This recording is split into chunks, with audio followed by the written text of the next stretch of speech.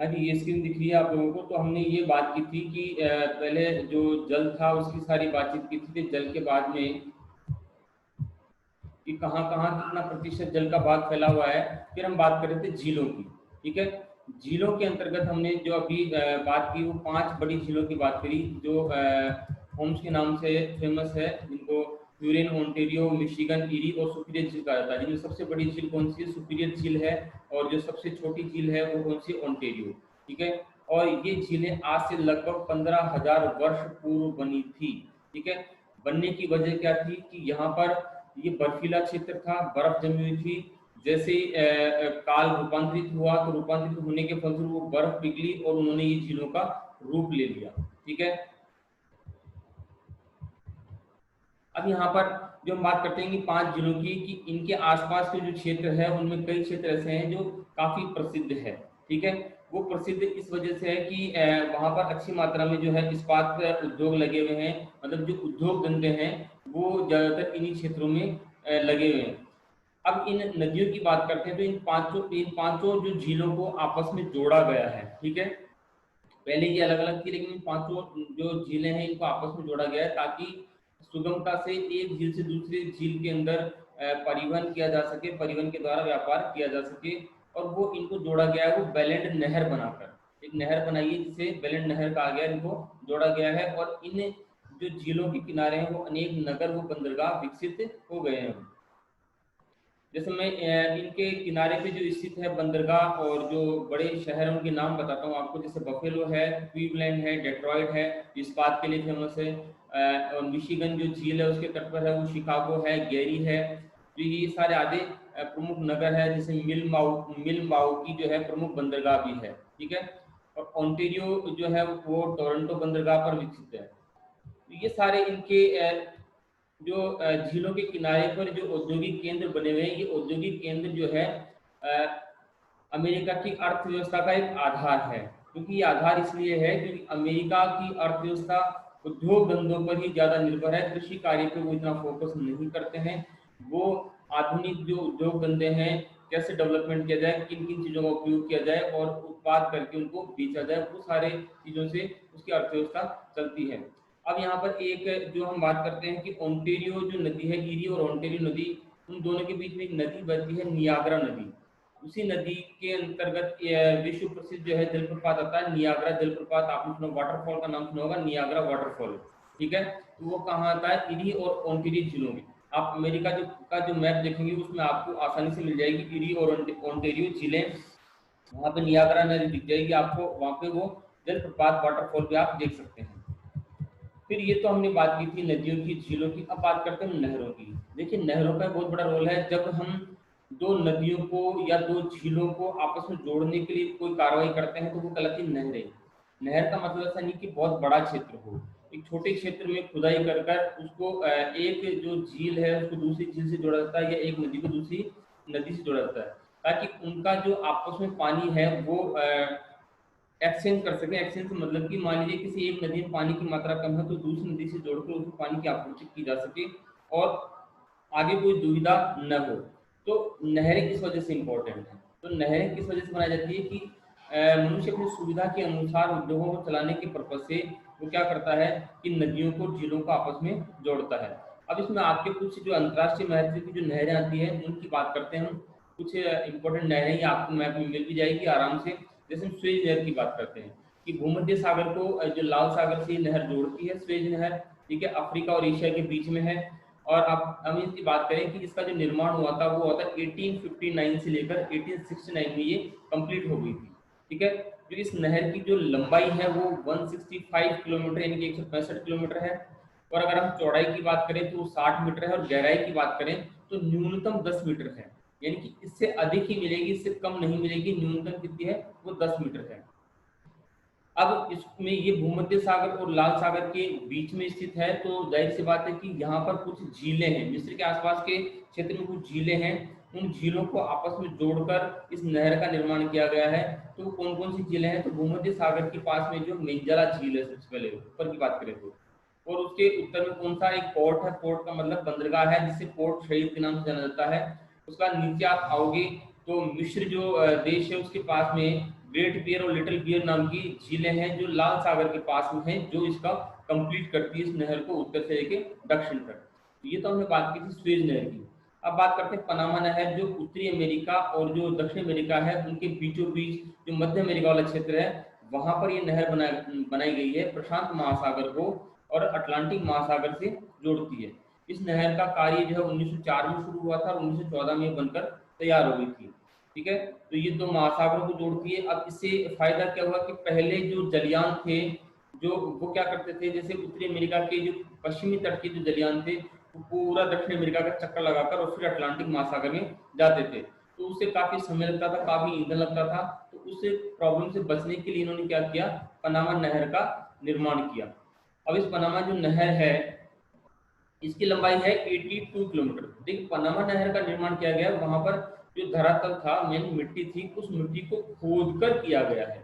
Suez नहर है वो झीलों को जोड़कर किया गया है, लेकिन जो पनामा नहर की बात करते हैं तो पनामा नहर की वहां से मिट्टी को खोद कर और फिर वहां पर वो 82 किलोमीटर जो लंबी है नहर बनाई गई है। वो क्या है 12 मीटर गहरी है, ठीक है, और 90 मीटर चौड़ी है। 12 मीटर गहरी उसकी न्यूनतम हम जो कहते हैं गहराई वो है। ठीक है, उसके बाद फिर हम अगली बात करते हैं सू नहर। देखिए नाम है इनके, जो ये है आपके जो अमेरिका वाला भाग है उत्तरी अमेरिका वाला, उसके अंदर दो सुपीरियर झील और यूरेन झील है, उन दोनों को आपस में मिलाने का काम इस सू नहर ने किया है। उसके बाद हम बात करते हैं कील नहर। यूरोप में जो हम बात करें बाल्टिक सागर और उत्तरी सागर, कल हमने देखी थी इनकी लोकेशन की, स्कैंडिनेवियन जो देश है उनके पास में है उत्तरी सागर और वहीं पर है बाल्टिक सागर। तो दोनों को जो नहर जोड़ती है उसे क्या कहा गया, उसे कील नहर कहा गया। उसके बाद हम आगे बढ़ते हैं।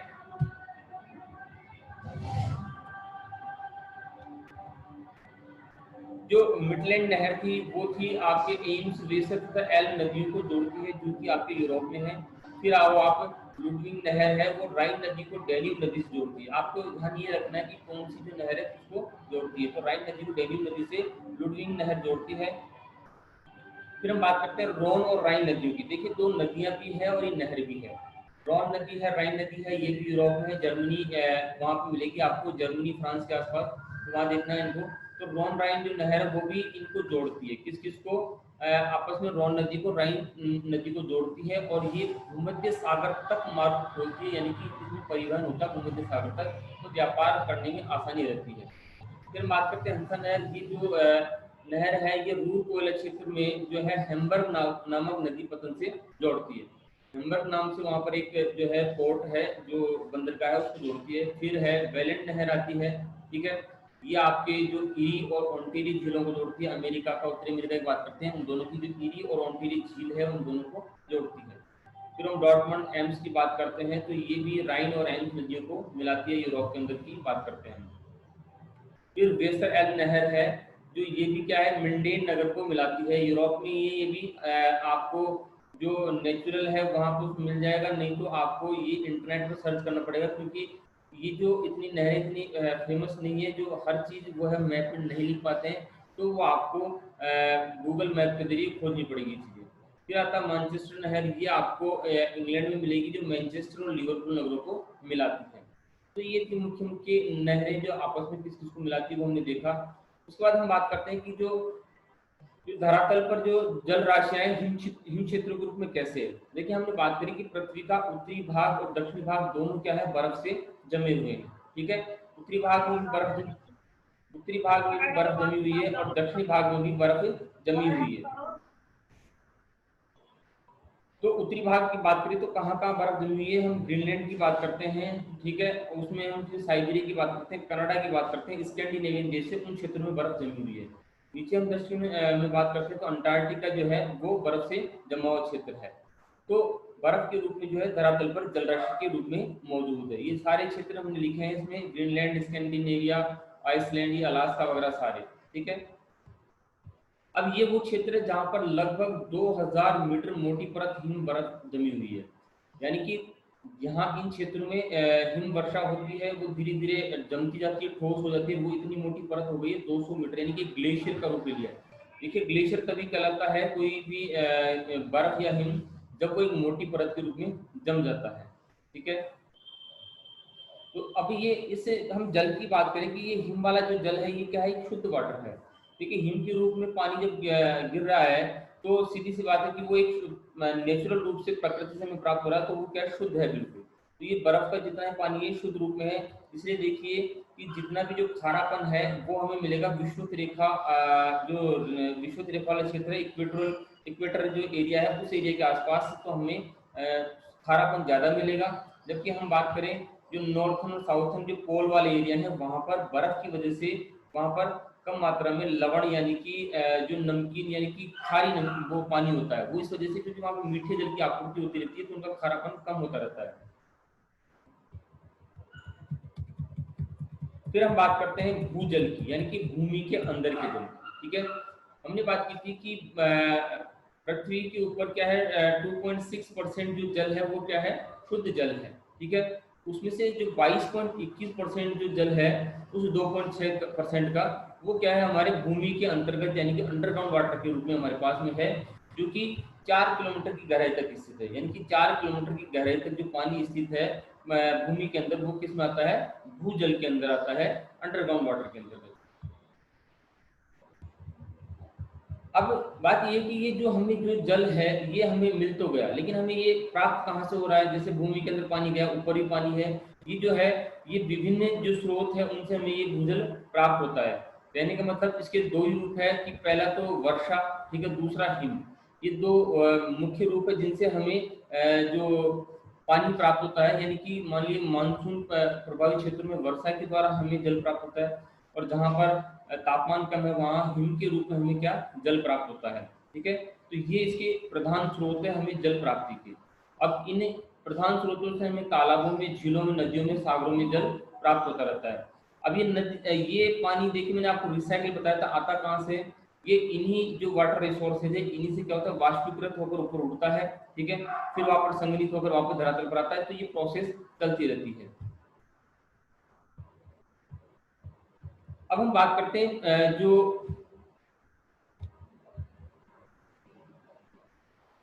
भूजल की जो है संचयन की बात करते हैं कि हम इसका संचयन किस रूप में, यानी कि ये इकट्ठा जो हम जो है पानी है वो किस रूप में हो रहा है उसकी बात करते हैं। तो ये जो है भूजल जो है अंडरग्राउंड वाटर है, ये जो है या ऊपर वाला जो वाटर है, ये तीन तरीके से हमारे पास सेव है। पहला है हम बोलते हैं असंतृप्त मंडल, यानी कि ऊपर वाला भाग। जो पृथ्वी का जो ऊपर वाला भाग है उस ऊपर वाले भाग के अंदर क्या होता है, छोटे छोटे छेद होते हैं, छिद्र होते हैं। उन छिद्रों में हवा भरी होती है, तो ये जल आसानी से उन छिद्रों में प्रवेश कर जाता है और उन जो क्षेत्रों में ये जल आराम से पाया जाता है। तो धरातल का जो ऊपरी भाग है जो मिट्टी से बना हुआ है, इसमें काफी छेद होते हैं छोटी छोटी मात्रा में, तो वो वायु गर्त होते हैं, यानी कि वायु भरी रहती है। उन छेदों में वर्षा का जल आराम से चला जाता है और वहां पर इकट्ठा हो जाता है। तो ये है असंतृप्त मंडल, ऊपर वाला जो भाग है उसकी बात करते हैं। फिर उसके बाद आता है संतृप्त मंडल। देखिए संतृप्त मंडल क्या है कि जैसे जैसे पानी इन जो छिद्रों के माध्यम से अंदर जाता जाता है वो काफी गहराई में चला जाता है।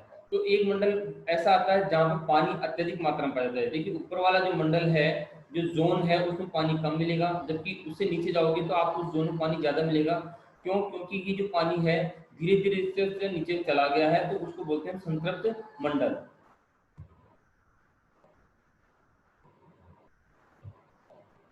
तो वर्षा जहां पर अत्यधिक मात्रा में होती है वहां पर जो ऊपरी वाला जो संतृप्त मंडल है, असंतृप्त मंडल, वहां पर पानी अधिक मात्रा में पाएगा। फिर धीरे धीरे उसके कहाँ चला जाएगा, संतृप्त मंडल यानी कि सेकंड लेयर में चला जाएगा, तो वो नीचे चला जाएगा, जोन में नीचे सेकंड जोन आएगा वो चला जाएगा, तो वहां पर भी पानी अधिक मात्रा में मिलेगा।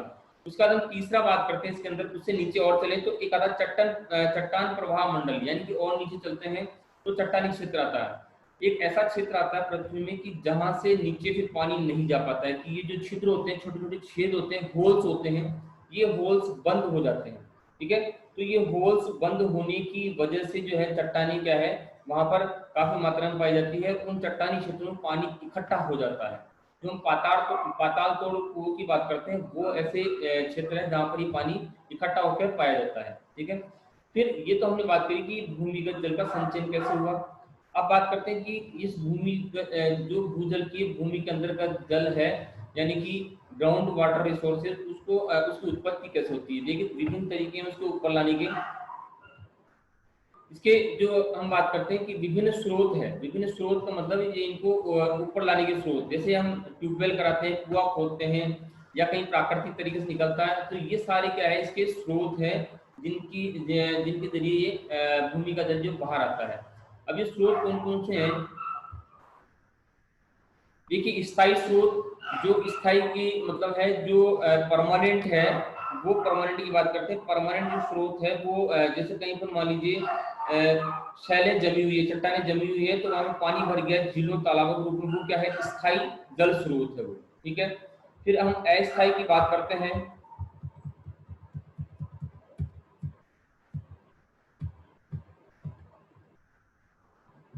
तो अस्थायी में क्या होता है, जैसे स्थायी में तो जो ऊपर जल स्रोत बन गए हैं उनकी बात करते हैं, ठीक है, उनमें पानी मिलेगा ही मिलेगा आपको। फिर उसके बाद जो अस्थायी बात करते हैं, कई बार पानी कहीं पर रिश्त के नीचे चला जाता है तो बीच में खाली स्पेस हो जाता है, तो वो अस्थायी स्रोत कहलाते हैं।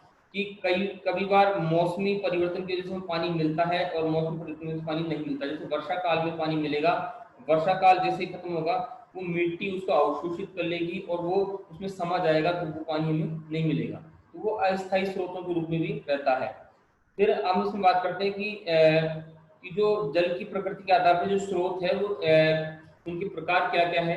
कि जल का एक नेचर होता है कि ठीक है साहब, जल लिक्विड है, वो बहता है, उस फॉर्म में होता है, तो उसके नेचर के आधार पर स्रोत जो है उनको इस प्रकार बांटा गया। पहला है साधारण स्रोत। साधारण स्रोत का मतलब है कि जो सामान्य गहराई वाला है, वो कोई अगर स्वच्छ शीतल जल वाला जो स्रोत है वो क्या कहलाता है, साधारण जल स्रोत कहलाता है। फिर हम बात करते हैं तापीय स्रोत, यानी कि कुछ नीचाई पर यानी कि गहराई में जाते हैं तो वहां पर पानी धीरे धीरे, जैसे हम गहराई में जाते हैं तो टेम्परेचर बढ़ता जाता है, उस टेम्परेचर बढ़ने के कारण वहां पर पानी क्या होता है, गर्म हो जाता है, तो वो कहलाते हैं तापीय स्रोत, ठीक है। ऐसा एक है कैलिफोर्निया के अंदर जो है पार्क में ऐसे स्रोत मिले हैं। फिर उसके बाद हम बात करें उष्ण स्रोत, जो काफी मात्रा में गर्म रहते हैं। ये क्वथन पॉइंट यानी कि बॉइलिंग पॉइंट उनका पास में होता है, उस पॉइंट पे अगर कोई स्रोत मिल रहे हैं तो वो क्या कहलाता है, उष्ण स्रोत कहलाता है, ठीक है। यानी कि काफी गहराई में होते हैं ये, तो जितना गहराई में जाओगे उतना ही पानी गर्म होता जाएगा क्योंकि टेम्परेचर बढ़ता जाता है। तो पानी जो काफी गर्म होता है तो उसको क्या बोलते हैं, उष्ण स्रोत बोलते हैं। एग्जाम्पल भी दिया है इसमें कि भारत का जो हिमाचल प्रदेश का कुल्लू है तथा संयुक्त राज्य अमेरिका का येलोस्टोन नेशनल पार्क है, उसमें ऐसे बहुत सारे स्रोत पाए गए हैं। उसके बाद हम बात करते हैं खनिज स्रोतों की। कि साहब जैसे जैसे आप गहराई में जाओगे खनिजों की खनिज स्रोत भी आपको मिलते जाएंगे। जैसे हम बात करें कि ज्वालामुखी विस्फोट होते हैं, तो ज्वालामुखी विस्फोट के अंदर मैग्मा होता है, उन मैग्मा में ही क्या होते हैं, खनिज पदार्थ होते हैं। उसके विस्फोट के साथ वो खनिज पदार्थ ऊपर आते हैं जिनका मनुष्य उपयोग करता है, ठीक है, तो वो एक खनिज स्रोत होते हैं। फिर हमने बात की थी तो स्रोत जो स्थायी अस्थायी की बात की थी, एक जनरल सामान्य स्रोतों की बात की थी। अब उसके बाद जो दूसरा जो हम भूमि से जो ग्राउंड वाटर से जो पानी प्राप्त करते हैं वो है हमारा कूप, यानी कि कुएं जिसको वेल बोलते हैं। तो इन कूपों से भी हमें जल की प्राप्ति होती है, यानी कि कुएं खोदे जाते हैं। जो जो कोमल शैल होती है, बिल्कुल सॉफ्ट जो चट्टानें होती है, उनको तोड़कर खोदकर वहां पर कुआं बनाया जाता है। फिर वहां पर आसपास की चट्टानों से पानी एकत्रित होता है और उस पानी का हम इस्तेमाल करते हैं, तो वो कहलाते हैं आपके कूप, ठीक है, वेल। उसके बाद बात करते हैं पाताल तोड़ कुएं या उत्स्रोत कूप, यानी कि बोरवेल जिसको बोलते हो आप। तो जो बोरवेल किया जाता है वो काफी गहराई में किया जाता है। जब ऊपर का पानी ही खत्म हो जाता है तो हमें काफी गहराई में जाना पड़ता है। तो बोरवेल एक पाइप के द्वारा पानी को बड़ा पाइप होता है जिसमें छिद्र होते हैं, उस पाइप को अंदर डाला जाता है, उन छिद्रों से पानी की आपूर्ति होती रहती है पाताल तोड़ कुओं में, और हम उस पानी को ऊपर खींच लेते हैं, तो वो कहलाते हैं आपके पाताल तोड़ कुएं। ये देखिए पाताल तोड़ जो कुएं हैं ये आपको ऑस्ट्रेलिया में काफी मिलेंगी, ठीक है। ये जो सर्वाधिक पाताल तोड़ कुएं हैं वो कहाँ मिलेंगे, आपको ऑस्ट्रेलिया में मिलेंगे। फिर उसके बाद आता है गीजर। गीजर का मतलब होता है कि प्राकृतिक तरीके से किसी स्थान पर मान लीजिए कोई पानी है, वो प्राकृतिक रूप में ऊपर आता है और वो गर्म है, यानी कि गर्म स्रोत है और प्राकृतिक रूप से ऊपर आ रहा है वो पानी, तो वो क्या कहलाता है, गीजर कहलाता है, ठीक है, उसे हम गीजर कहते हैं। उसका जो टेम्परेचर की बात करें वो तकरीबन 75 से 90 डिग्री सेल्सियस तक होता है, यानी कि काफी गर्म होता है, तो उनको क्या कहा जाता है, गीजर कहा जाता है। अब हम बात करें कि ये मिलता कहाँ है, जैसे अमेरिका में मैंने बात की वायोमिंग जो राज्य है उसमें येलोस्टोन नेशनल पार्क है, वहां पर गीजर है कितने, लगभग 100 के आसपास, जो ओल्ड फेथफुल के नाम से है, जो 100 गीजर है ऐसे, यानी कि ऑटोमेटिकली पानी बाहर निकलता है वहां से उनसे। भारत में भी है साहब इसमें, जिसमें तातापानी उड़ीसा, जलगांव महाराष्ट्र, तुआ गुजरात, ये कुछ एग्जाम्पल दिए हुए हैं जो आपके गीजरों के एग्जाम्पल है। ठीक है, उसके बाद हम आगे चलते हैं। आपके हमने बात करी है नदियों की, नदियों की, झीलों की, नहरों की, और हमें जो हम स्रोत हैं इनके वो कहाँ कहाँ कैसे कैसे मिलते हैं। अब बात करते हैं पानी और कहाँ मिलेगा हमें, महासागरों में। जो तीन बड़े महासागर हैं उनकी हम जनरल बात करते हैं कि महासागर क्या, उनमें क्या क्या है। तो पृथ्वी का जो हम बात करें तो 70.87% वो क्या है, वो जलीय है, यानी कि वो पानी से भरा हुआ है, जिसका 97.39% भाग है वो क्या है, लगभग 97.4 कह सकते हो, तो महासागरों के रूप में पानी है। 2.6% ये वो शुद्ध जल है, बाकी महासागरों के रूप में है। तो इतना ज्यादा मात्रा में पानी होने के कारण जो पृथ्वी है उसको एक जलीय ग्रह भी कहा जाता है, वाटर प्लेनेट भी कहते हैं हम लोग इसको। जिसकी अगर हम बात करें जो नॉर्थ हेमिस्फीयर, नॉर्दर्न हेमिस्फीयर या साउदर्न हेमिस्फीयर की, तो जो उत्तरी गोलार्ध है उसमें 40% जो है पानी भाग पर जल पाया जाता है, जबकि जो साउथर्न हेमिस्फीयर है, दक्षिण गोलार्ध है, उसके 60% भाग पर जल पाया जाता है। तो उत्तरी गोलार्ध को हम स्थल गोलार्ध कहते हैं, ठीक है, दक्षिणी गोलार्ध को हम जलीय गोलार्ध कहते हैं। ठीक है,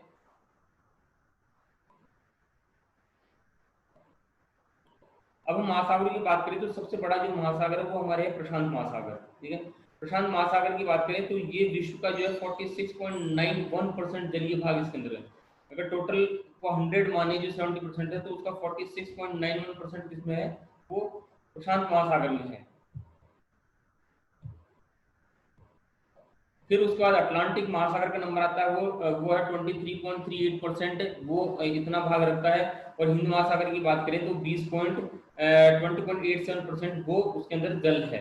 तो ये सबको मिलाकर ये लगभग जो आपकी बात करते हैं ये 86 से 88% के आसपास होता है। उसके बाद जो बचा हुआ वो अंटार्कटिका और आर्कटिक महासागर में है। और ये जो तीनों महासागर है इनका जो पानी है वो खारा है, यानी कि लवणीय है। प्रशांत महासागर की बात करते हैं कि ये क्या है, 1/3 भाग को, यानी कि टोटल जो पानी है उसका 1/3 भाग प्रशांत महासागर ने कवर कर रखा है। त्रिभुज की आकृति में फैला हुआ है ये। इसकी जो औसत गहराई है वो है 4242 मीटर। औसत गहराई का मतलब जो डीपेस्ट पॉइंट है और जो सबसे कम पॉइंट है उनका एवरेज दिया जाता है वो है 4242 मीटर है। अब इसके अंदर जो काफी सारे सागर है जो हमने मैथ में भी देखे थे, बेरिंग सागर था, ओखोटस सागर था, जापान सागर, चीन सागर, जो है सुलू सागर ये इंडोनेशिया में पड़ेगा, पीला सागर, जावा सागर, बांदा सागर, सेलिबीज ये भी इंडोनेशिया में, कैलिफोर्निया, एल्यूशियन सागर, ये सारे प्रशांत महासागर में है। ये आप देखेंगे इजीली आपको सारे मिल जाएंगे।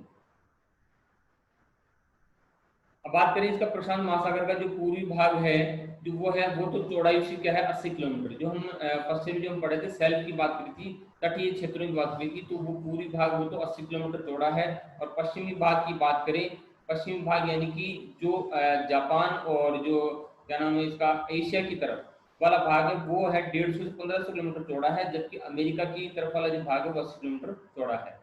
और यहाँ पर जो कुछ सागर है, जापान सागर, पीस सागर, वो स्थित है। एल्बेस्ट्रॉस का पठार भी इसी में है, आप देखेंगे मिल जाएगा आपको इजीली ये।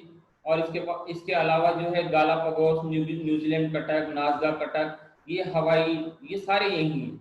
आप जो प्रशांत महासागर का अवलोकन करेंगे मैपिंग में तो ये सारी चीजें आपको मिल जाएगी। सबसे जो गहरा गर्त है प्रशांत महासागर में, मेरियाना गर्त, वो भी इसी में है। इसकी गहराई है 11,033 मीटर, यानी कि लगभग 11 किलोमीटर गहरा है ये। ठीक है, फिर हम दूसरे बात करते हैं अटलांटिक महासागर की, कि ये अटलांटिक महासागर है, जो अटलांटिक ओशन है वो एस आकृति का है। ठीक है, और ये 8.2 करोड़ वर्ग किलोमीटर क्षेत्र में फैला हुआ है। ये प्रशांत महासागर का 1.5 जो पार्ट है वो कवर करता है। और ये जो है उत्तरी अमेरिका, दक्षिण अमेरिका, यूरोप और अफ्रीका के बीचों बीच है।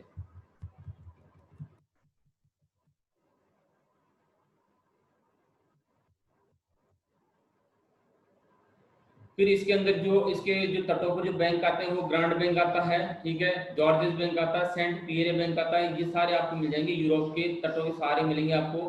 सेविस द्वीप भी यहीं पर है। डागर बैंक आपको यहीं मिल जाएगा। डागर बैंक आपको इंग्लैंड के पास मिलेगा। ग्रांड बैंक आपको अमेरिका के पास मिलेगा। ठीक है, और इसकी जो औसत गहराई की हम बात करते हैं वो लगभग 3,975 मीटर के आसपास है। इसके सीमांत सागरों की बात करते हैं, जो अटलांटिक ओशन है उसमें बाल्टिक सागर हमने पढ़ा था, उत्तरी सागर इसी में है, रूम सागर जिसको कि हम भूमध्य सागर बोलते हैं, काला सागर, एजियन सागर, एडियाटिक सागर, बेफिन खाड़ी, हडसन खाड़ी, ये सब इसके अंतर्गत आते हैं। कैरिबियन सागर और मैक्सिको खाड़ी वगैरह सारे किसके अंतर्गत आते हैं, ये अटलांटिक महासागर में आते हैं। जो इसके इस महासागर की बात करें ओशन की, तो इसमें काफी जो गहरे गर्त भी हैं, जिनके नाम यहाँ पर दिए गए हैं आपको कि कौन कौन से हैं। प्यूटोरिको है, नरेश गर्त है, कैमन गर्त है, साउथ सैंडविच गर्त है, ये रोमशे गर्त है, ये इनके नाम है, ये आपको इजीली मैप में देखेंगे तो मिल जाएंगे। ठीक है, उसके बाद हम बात करते हैं हिंद महासागर की। तो हिंद महासागर जो है क्षेत्रफल की दृष्टि से तीसरा बड़ा महासागर है। ठीक है, इसका क्षेत्रफल हम बात करते हैं वो लगभग 7,35,56,000 वर्ग किलोमीटर है, जो कि 20% हमने ऊपर देखा था अभी कि 20% कवर करता है। हिंद महासागर की जो गहराई है, औसत गहराई वो लगभग 4,000 मीटर है, यानी कि कुछ भाग इसका 4,000 मीटर से ज्यादा गहरा है, कुछ इससे कम है। अब इसके अंदर भी बहुत सारी पर्वतों की श्रेणियां पाई जाती है, तो उन श्रेणियों को 3 भागों में विभक्त किया गया है। एक तो है अफ्रीका के पास वाली जो श्रेणियां हैं, वहां पर अंदर एक कटक के रूप में पर्वत श्रेणियां पाई जाती है महासागरों के अंदर। दूसरा हम बात करते हैं ऑस्ट्रेलिया की तरफ वाला भाग, और तीसरा हम बात करते हैं अंटार्कटिका वाला भाग। तो ऊपर भारत है, नीचे देखते हुए दोनों तरफ ऑस्ट्रेलिया अफ्रीका है, नीचे अंटार्कटिका है। तो इस तरीके से ये फैला हुआ है। नीचे में कटक वाले भाग है, यानी कि नीचे पहाड़ियां विस्तृत है जिनको कटक कहा जाता है, या पठार स्थित है जिनको महासागरीय पठार कहा जाता है। जो इस महासागर की बात करें तो उसमें गहरे जो गड्ढों का या गर्तों का अभाव है। ठीक है, केवल एक गर्त है जो सुंडा, जो जावा के निकट है, सुंडा गर्त है, वो है जिसकी गहराई है लगभग 7,450 मीटर, वो सबसे गहरा है, बाकी ज्यादा गहरे नहीं है। और इसमें बहुत सारी जो आपको दिए गए हैं कि कौन कौन से द्वीप समूह आते हैं, मेडागास्कर, नेटाल, अबुलहास, सोमाली, ये सारे द्वीप इसी महासागर यानी कि ओशन के अंतर्गत आते हैं। फिर हम आर्कटिक जो महासागर की बात करते हैं कि वो उत्तरी सागरों में फैला हुआ, यानी कि उत्तर वाले भाग में नॉर्थ एरिया में फैला हुआ है। तो वहां पर ये बेरिंग सागर से लेकर उधर अलास्का जो पूरा एरिया है ग्रीनलैंड के आसपास वाला, वो क्या है आर्कटिक महासागर के चारों तरफ फैला हुआ है, आर्कटिक महासागर के रूप में फैला हुआ है। फिर हम बात करते हैं, ये तो हमने जल की बात करी कि कहाँ कहाँ कैसे कैसे किस किस रूप में है, लेकिन अब हम बात करेंगे इसका जो वो है जल का उपयोग। जल के उपयोग की बात कर रहे हैं, तो जो जल के उपयोग की बात कर रहे हैं, तो जल का उपयोग किन किन क्षेत्रों में, वो क्षेत्र ध्यान रखिएगा आप कि सबसे पहले इसका जो उपयोग हम करते हैं वो करते हैं सिंचाई में। ठीक है, यानी कि जो फसलों को हम पानी पिलाते हैं उस रूप में इसका उपयोग किया जाता है। ठीक है, दूसरा हम इसका बात करते हैं उद्योगों में। ठीक है, उद्योग जो हमने स्थापित किए हैं, उद्योगों को पानी की आवश्यकता होती है, तो उन उद्योगों में इसका उपयोग किया जाता है। लगभग 23% जो है जल का भाग वो उद्योगों में उपयोग किया जाता है। ठीक है, उसके बाद हम बात करते हैं घरेलू कार्य। पानी एक ऐसी जरूरत हमारे नीड है जो हम घरेलू काम लेते हैं, पीने के, नहाने के, और बहुत सारे एक्टिविटीज है, कपड़े धोने वगैरह, ये सारी एक्टिविटीज हम पानी की जरिए करते हैं। तो घरेलू कामों में भी इसका उपयोग किया जाता है। जहाँ पर मीठे पानी की झीलें हैं उनका अच्छा उपयोग है। ठीक है, उसके बाद हम बात करते हैं कि नौ परिवहन। नौ परिवहन का मतलब है कि कई जो नदियां नहरें हैं उनमें नौकायन किया जाता है, और एक स्थान से दूसरे स्थान पर आसानी से सस्ते परिवहन के रूप में जा सकते हैं, तो वो नौ परिवहन कहलाता है। फिर नहरें हैं साहब, नहरों के रूप में नदियों को और झीलों को जोड़ा गया है, तो ये भी उसका उपयोग है कि नहरें बनाकर नदियों और झीलों को जोड़कर उस पानी का उपयोग किया गया है। उसके बाद बात करते हैं कि इसमें आपके आता है कि जल विद्युत। जो जल विद्युत है कि देखिए पानी का सबसे अच्छा उपयोग है वो जल विद्युत, कि पानी को थोड़ी ऊंचाई से गिराया जाता है, ऊंचाई से गिराने के बाद में उसको टरबाइन घुमाया जाता है, जिसकी वजह से जल विद्युत का निर्माण होता है। तो जल विद्युत जो है बहुत आसानी से रिसाइकिल की जा सकती है और आसानी से उपलब्ध हो जाती है। तो ये इसके उपयोग थे, जल के उपयोग थे। इस प्रकार हमने जो जल संसाधन पढ़ा उसमें ये कहाँ कहाँ मिला, किन रूपों में मिला, कितनी मात्रा में मिला, ये सारी चीजें पढ़ी और लास्ट में इसका उपयोग पढ़ा। इस प्रकार ये आपका चैप्टर का एंड हुआ। अब हम जो नेक्स्ट चैप्टर शुरू करेंगे वो करेंगे राखी के बाद में।